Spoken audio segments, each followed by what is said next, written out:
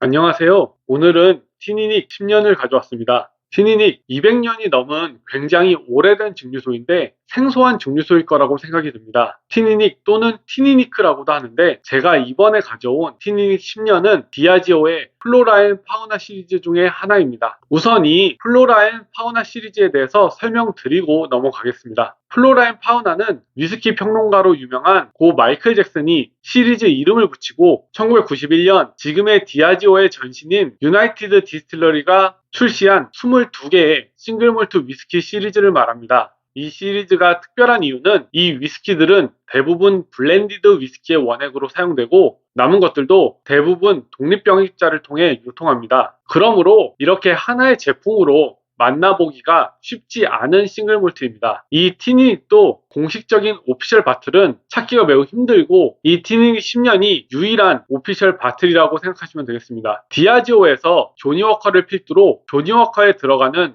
다양한 싱글몰트들을 매년 스페셜 릴리즈로 출시하고 있는 건 다 알고 계실 텐데요. 스페셜 릴리즈에 포함된 오반, 클라인 엘리시, 카듀, 탈리스커, 라가블린 등등은 싱글몰트 중에서 그래도 다양한 제품 라인업을 출시하고 오피셜 및 독립병입자, 디스틸러스 에디션 등 여러 루트를 통해서 접해보실 수 있습니다. 그러나 이 티니닉은 독립병입자 말고는 접하기 어려운 위스키 증류소입니다. 그런 티니닉이 이 플로라 앤 파우나 시리즈를 통해서 출시가 되었다고 해서 제가 바로 마셔보고 어떤지 전해드리기 위해서 구해왔습니다. 얼마 전에 이 티니닉을 접하실 수 있었던 기회가 있었는데요. 3년 전쯤 디아지오에서 조니 워커 블루 레전더리 에이시라는 바틀을 출시한 적이 있었습니다. 조니 워커 200주년을 기념하여 2020년에 출시했는데요. 고스트 앤 레어 시리즈와 다소 비슷해 보이지만 200년이 넘은 레전더리 증류소 8개의 원액을 블렌딩해서 출시한 기념 바틀입니다. 저도 마셔보진 못했습니다만 맛이 일반적인 고스트 앤 레어 시리즈보다도 뛰어나다고 합니다. 8개 증류소 중에 5개는 몰트,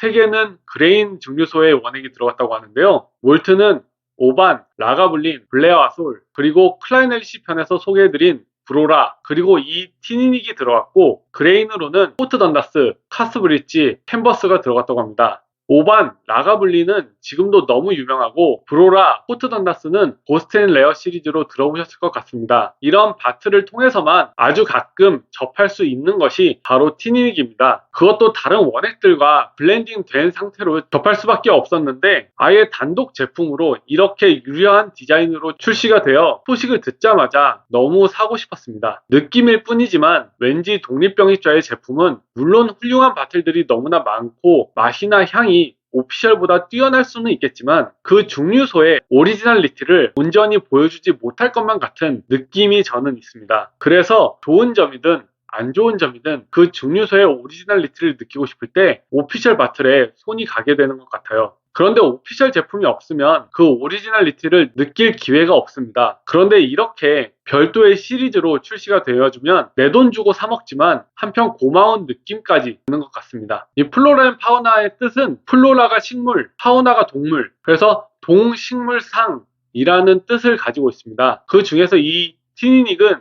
범고래를 상징하고 있습니다. 이 티니닉은 하이랜드에 위치한 증류소로서 제가 오늘 가져온 이 바틀은 티니닉 10년 700ml에 43도입니다. 이제 티니닉 10년을 마셔보도록 하겠습니다.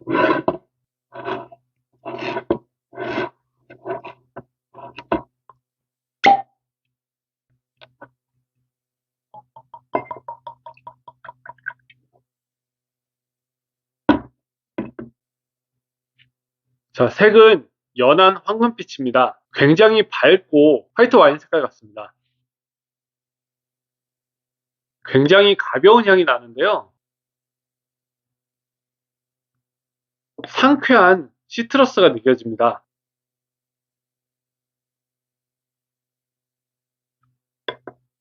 시트러스 중에서도 레몬과 오렌지 향이 많이 느껴지고요.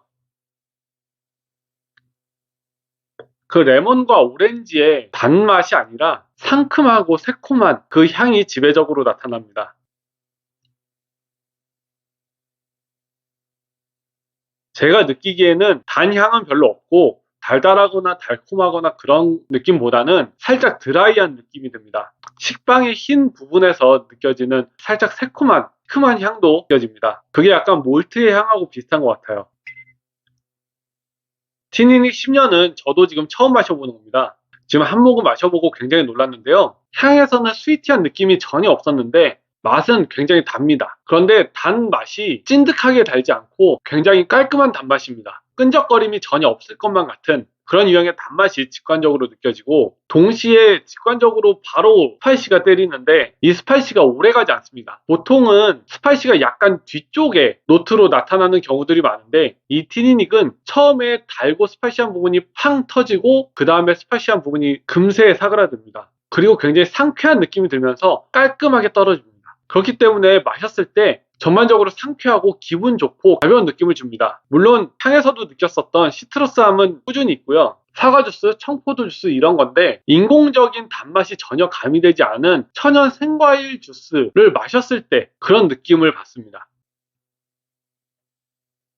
지금 두 번째 마셨는데 스파이시한 느낌은 많이 사라졌고요. 은은하고 깔끔한 느낌이 굉장히 지배적으로 납니다. 한마디로 클린한 느낌이에요. 드라이하고 적당히 달달한 화이트 와인을 마셨을 때 그런 느낌을 받습니다. 위스키가 정말 다양한 맛들이 있지만 몇 가지 유형으로 나뉘게 된다고 저는 생각을 하는데요. 뭐 쉐리처럼 찐득한 단맛이 있는 거, 아니면 피트처럼 구수한 쪽, 버번처럼 견과류의 맛이 강하거나 뭐 여러 가지 유형들이 있을 겁니다. 이 티니닉 10년은 제가 마셔본 것 중에서 깔끔하고 은은하고 깨끗한 느낌을 주는 그 유형의 위스키 중에서는 가장 만족감을 주는 그런 바틀인 것 같습니다.